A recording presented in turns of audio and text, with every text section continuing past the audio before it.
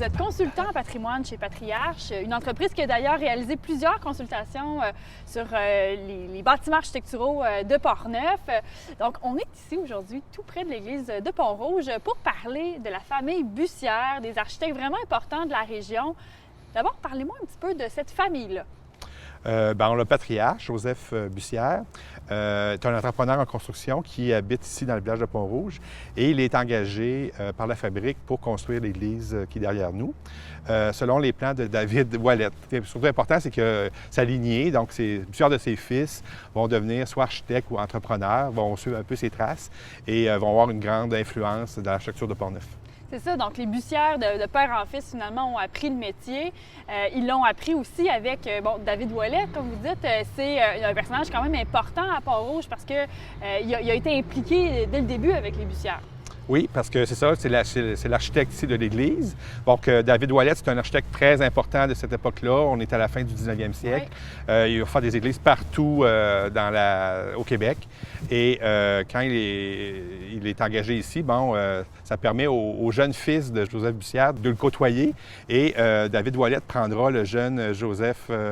Sous son aile? Oui, c'est ça, c'est ça. Le jeune sous son aile. Puis c'est vraiment auprès de cet architecte-là que Joseph-Georges Bussière prendra le métier parce qu'il n'y a pas vraiment d'école pour devenir architecte à l'époque. Comme dans d'autres corps de métier, on apprenait auprès de maîtres, comme un maître apprenti, qui était bien établi. Et au fil des années, on apprenait un peu sur le tas avec cet architecte-là. Et c'est ce qui est arrivé avec Joseph-Georges Bussière, qui a appris pendant plusieurs années l'architecture religieuse auprès de David Ouellet. Il y aura un lien très important entre les deux parce que le jeune Joseph-Georges Bussière mariera la fille dont viendra le gendre, finalement, de David Ouellet. Et ils vont devenir même associés pendant une certaine période. Là. Donc, ça a été très important. Et c'est vraiment auprès de David Ouellet que le jeune architecte a vraiment tout appris au niveau de l'architecture religieuse. Et après ça, il l'a appliqué ici dans la région.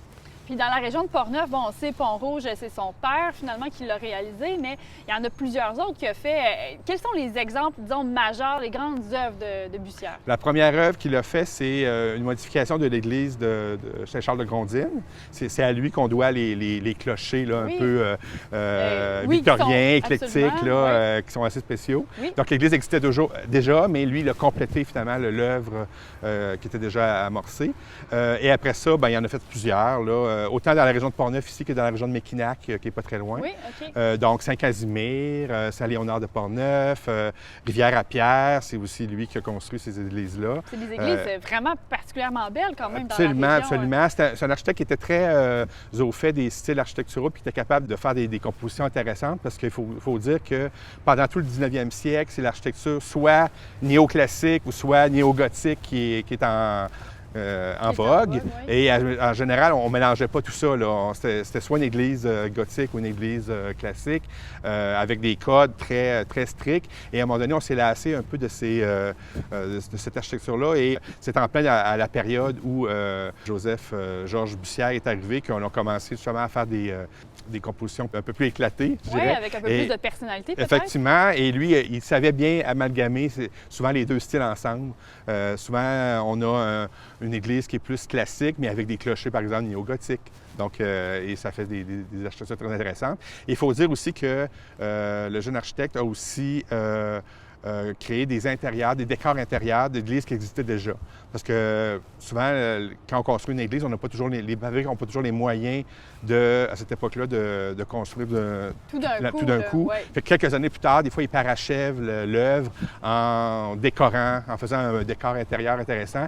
Et Joseph-Georges Bussière a aussi fait des décors d'églises qui avaient été conçus par d'autres architectes. Puis, est-ce qu'il y a une touche où on peut dire « Ah, ça, c'est vraiment la touche Bussière » quand on voit ces différents décors intérieurs-là ou les architectures extérieures? Est-ce qu'il y a vraiment quelque chose qui est typique à Bussière?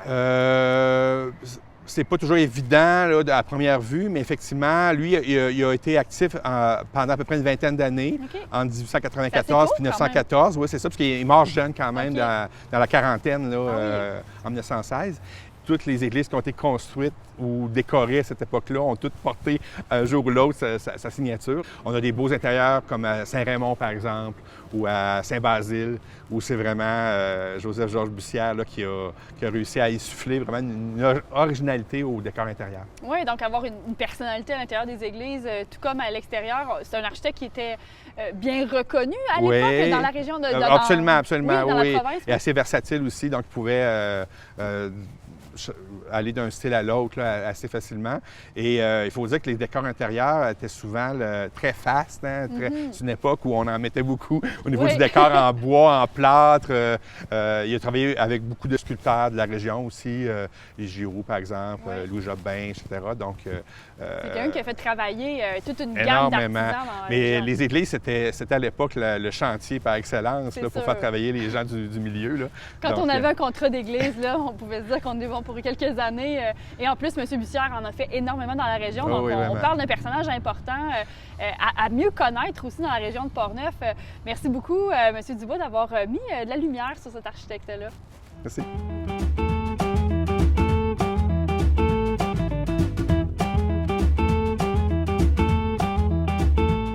Connaissez-vous Zéphirin Perrault? Cet architecte originaire de Deschambault a laissé un héritage important dans son village natal. Seulement sur le cap Lauzon, il érige le 3e presbytère, soit l'actuel hôtel de ville, réalise des modifications majeures au couvent, qui abrite maintenant l'école de musique Denis Arcan, et conçoit le mobilier religieux de l'église Saint-Joseph. C'est aussi à Perrault que l'on doit plusieurs maisons emblématiques de Deschambault, aux touches victoriennes, aux lucarnes cintrées et aux toits mansardés. Derrière moi, sa résidence de style Second Empire en est un excellent exemple.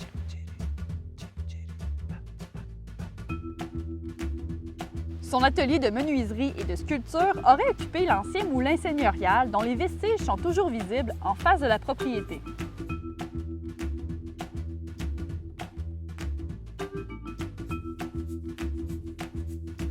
Il gagne sa vie en dessinant les plans de plusieurs églises au Québec, dont celle de Saint-Alban en 1886, la première œuvre qu'il réalise de A à Z.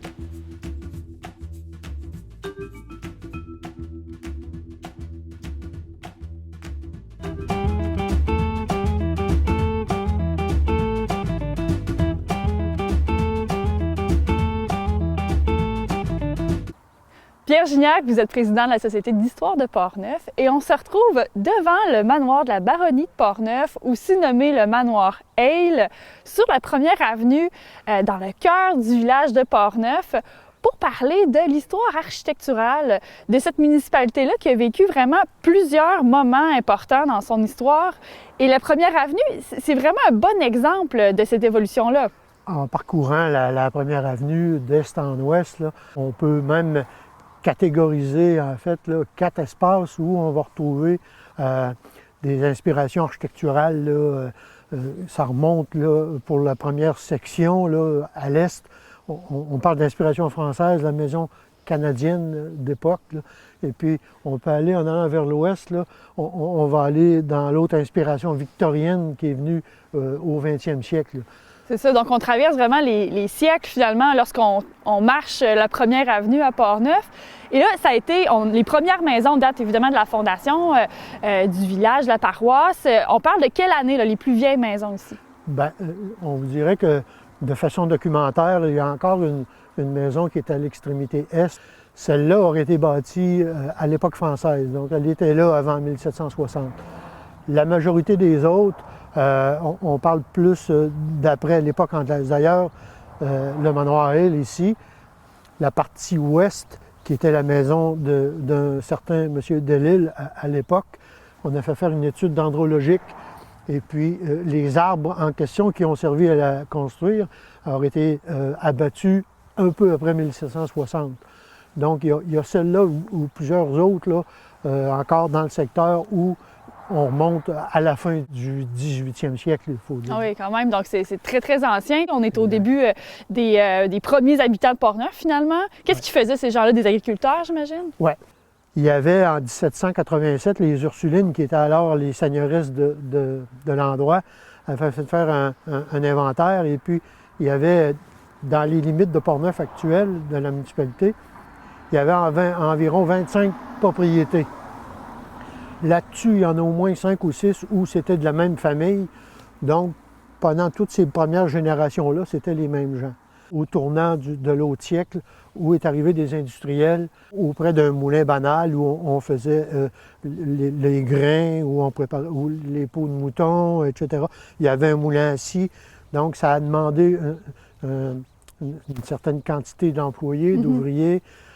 Ces gens-là se sont installés. Donc, toute la portion au sud-est du pont actuel, qu'on a appelé communément le Fort, c'est toutes des petites maisons qui se sont installées au début du 19e, ça. On est vraiment en présence de la maison qu'on appelait québécoise. C'est d'inspiration française, mais un peu plus petite en volume.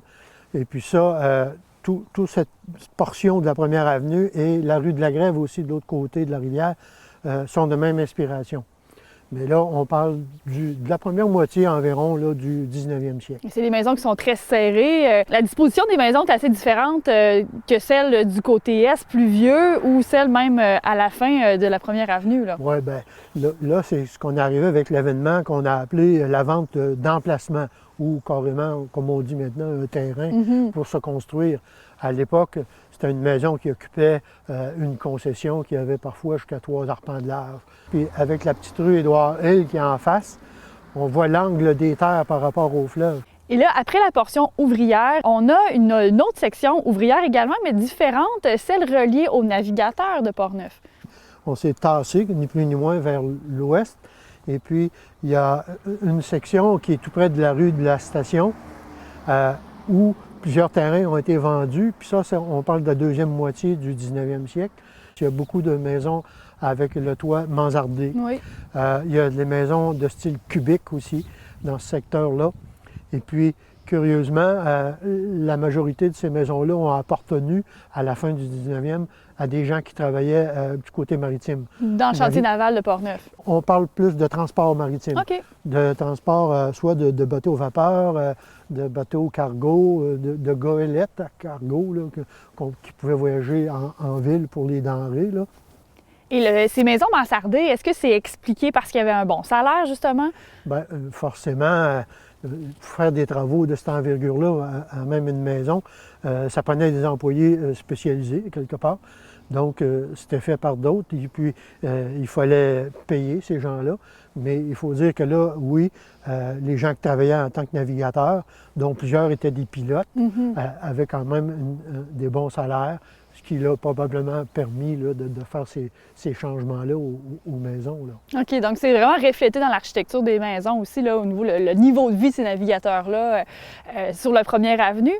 Et là, on s'amène vers la dernière section architecturale de notre première avenue, la section plutôt victorienne. On est dans la première moitié du 20e siècle. Quel genre de personnes, de métiers étaient ces propriétaires de maisons victoriennes? Bien, je vous dirais, dans les quelques exemples qu'on a encore, il y en avait au moins 3 qui étaient reliés encore à des navigateurs, et plus précisément, dans ce cas-là, là, des pilotes, justement, qui naviguaient sur le Saint-Laurent.